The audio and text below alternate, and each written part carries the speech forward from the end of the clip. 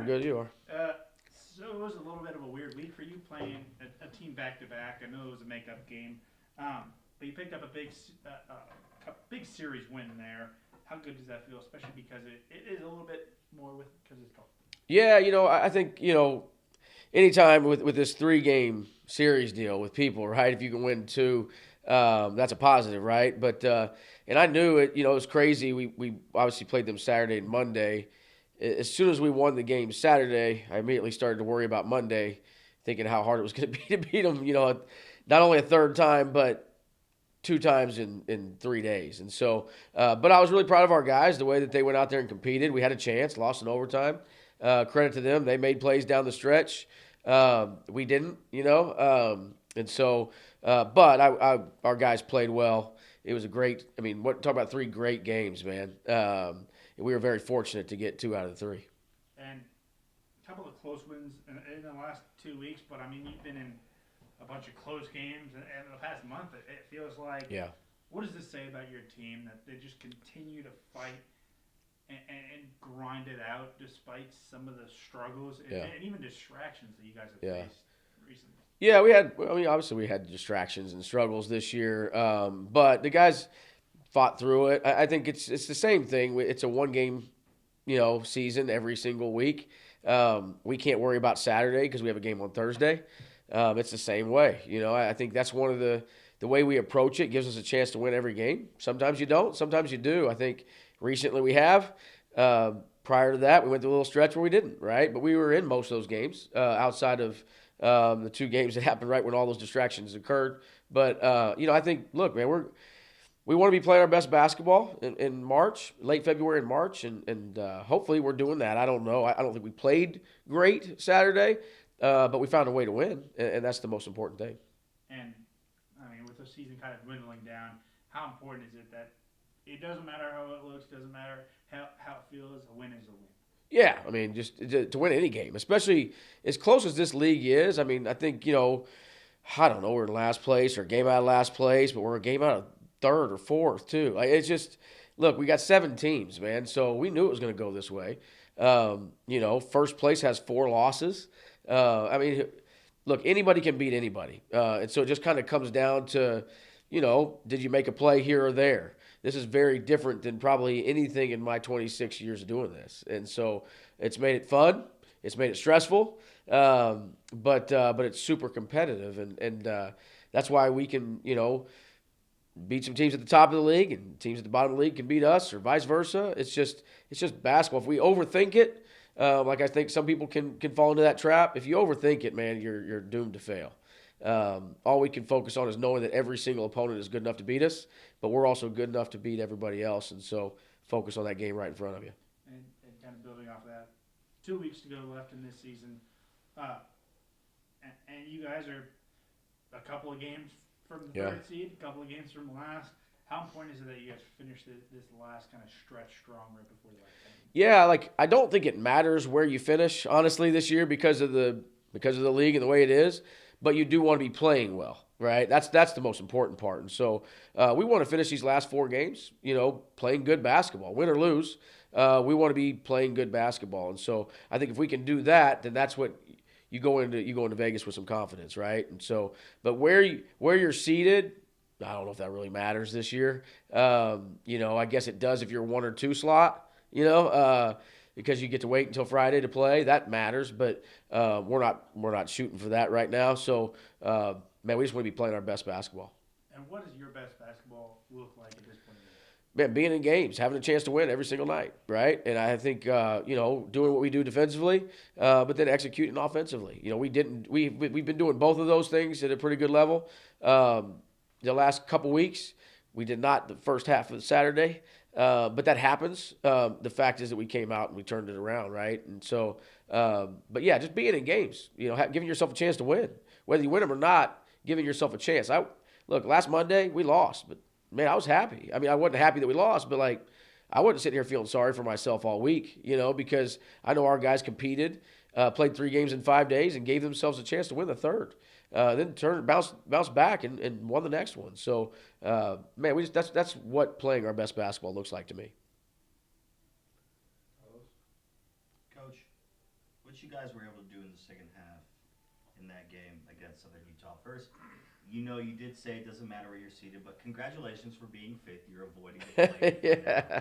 But for you guys to hang around, but then take your first lead with under 10 minutes left of the first half, force 15 turnovers, get 16 points off of those turnovers, and free throws were huge down Yeah. the stretch. I mean, how was that ACU basketball? Well, free throws have kind of been our deal all year. If we make them, we win. If we don't, we don't. But I was really pleased to see Rich step up and make a Yeah. couple down the stretch because he's been one of our better free throw shooters early in the year. And he's kind of gone through a little bit of a funk, and I hope this kind of helps him his confidence a little bit. Because I trust him, and that's what I told him right there. I said, "Dude, go win the game." Everybody believes it's going to go in, but you right now. So let's go knock them down, right? And so, but yeah, that's the way we play. I think some of it is who we're playing. I think we've kind of figured out a roster combination that works for us. We had some foul trouble the other night, so we had to do some other stuff. Joseph Van Zant brought the ball up for us a little bit. That wasn't what I'm talking about, but super proud of him for doing that. I mean, I just threw it out. I just threw it on him, right? But I think we found a little bit of a combination of players that, look, if we know we need stops, we got that group. If we know we need to execute offensively, we have that group. And so I think that's helped a lot. You've won 3 out of your last 4 games. Now, how does that help with having 3 games on the road here and your final home game being the last one of the regular season? Well, it's huge because you know how hard it's going to be to win on the road, right? And so if you don't win those home games, you just make it really hard on yourself. And so that's where it helps. I think it helps with confidence. We know we're playing really good teams. Everybody is so close to each other, and we're on the road. But you've got to take care of business at home, and we've done that all year, with the exception of that one little week and a half span. And so look, we got one more at home. We got to but before we have that one, we got three in a row on the road and against good teams. So, but look, man, we've gone out there and competed before. I think we'll give it our best shot. I think we have some confidence right now. So hopefully we'll carry that to Utah with us. Absolutely. Roman? A couple weeks ago, you had the fluke Joey Scott injury. Kind of, have you seen Mashai and Cade pick up his slack, but then also seen Joey not, be sulking about it or upset? Yeah, Joey's obviously been out. I think he'll be released this week. We don't know that yet. He has one more appointment today, but I think he's going to be released to play with a mask. So we'll see how that goes. Yeah, Joey's been a great teammate. He's been itching to get back on the floor. I haven't been letting him, but he's, you don't want to mess with anything around the eye. I just don't want to be responsible for that. He needs his eyesight for the rest of his life. But I think that he's going to be cleared and good to go. Look, Caden and Shai have done great. They've had their struggles like anybody, but I think that they've carried the load. And it's not just Kate and Shai, it's other guys. We've been playing small with Braden and Joe. We've had to do some different things, and I think that's a credit to everybody on the roster. And so, but look, we've had so many things this year. I think we're kind of used to the next man up mentality. So just proud of everybody. Yeah. And then you talked to us Saturday after the game about how you laid into him pretty good at halftime. Yeah. How'd you see kind of some of the older guys, Joseph Van Zant, Rich Smith, even pick up some of that leadership and say, hey, we got yelled at, we got to go still perform? Yeah, I think they're used to me yelling at them, so I think that's kind of normal. But I think they knew I was right. Sometimes I go in there and I just yell to yell, but they knew Saturday that I was right. That we had to get out of our own way a little bit. Southern Utah was playing well, but we also were making a lot of mental errors, right? And I think they spent some time together in the locker room before they came out. They obviously talked about the right stuff. I think I told them I was going to play the 5 best players today, in that game. I didn't care about position. That's what we did, and I thought those guys went out there and did really well. And then, especially Cade, because I was really hard on Cade. Cade's one of my favorites. They all know that because he's just always communicating. He does everything that I ask the guys to do.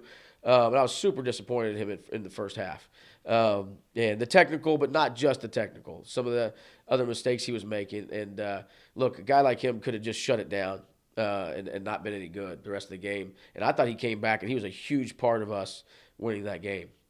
And now looking at this week, a couple of tough Utah teams up in Utah. What do you need to do, not necessarily on the floor, well this week to be successful? What do we need to not do well on the floor? What do you need to do on the floor that starts? Oh, I got you. We just got to stay locked into the game plan. We didn't do that in the first half the other day. We'll work on the things that we need to do for Utah Tech because that's who we play first. We really won't worry about Utah Valley. And then we've got to go out there and try to execute it to the best of our ability. They're a good basketball team, so we'll see if we can do that. But, yeah, we got to do what we work on, right? And continue to build on it. But we can't just sit here and feel good about ourselves because we've won 3 out of 4. That's how you turn around and get beat the next game. And so we got to go back, get on the floor today and compete and practice and do what we do. And I think I saw on social media Coach Krass got married. Was that kind of a nice Yeah. way to get away from basketball for a little bit? You know, that's the first thing I thought of when this is going to sound crazy, but you know, we had that turnover, and I'm like, oh my gosh, dude, this is going to ruin everything for tomorrow for Ted. But you know, that the guys didn't realize it at the time, but winning that game was huge. So everybody could have a good Sunday. But no, man, Coach Krass, you know, getting married on Sunday is obviously something we knew was coming.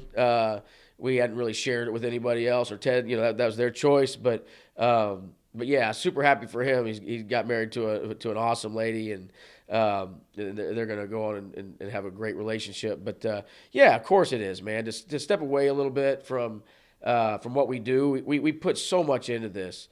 Sometimes you kind of forget that there is life outside of this thing, right? And so, good reminder and a way to step away and forget all of our, you know, really small problems and celebrate Ted and his beautiful wife. And anyway, now we're back to the drawing board. Coach, I got one more question. 87-point season high. You had 5 guys in double figures. No one could guard SIBO out there one-on-one. Yeah. I don't know why Cade got a technical foul. He dunked on somebody. Yeah. He deserved to celebrate like that. I mean, and even then, you scored 87 points. You had 48 points in the paint. Coincidentally, 24 points in the paint in each half. When you have results like that, you erase a 14-point deficit. Y'all didn't dominate the whole game, but you dominated that second half. Yeah. I mean, how cool is that to see out of those guys? No, it was great. I think that's one of the things we talked about, right? And so I've talked to Cade and Shai both about going to the rim strong. Stop being so soft, playing off your tippy toes, you know, like you're big. Go finish, rip the rim off, right? I think some of that was I kind of set Cade up a little bit for that technical, probably unintentionally, because we celebrated every single time he dunked the ball last week in practice to make a point, right?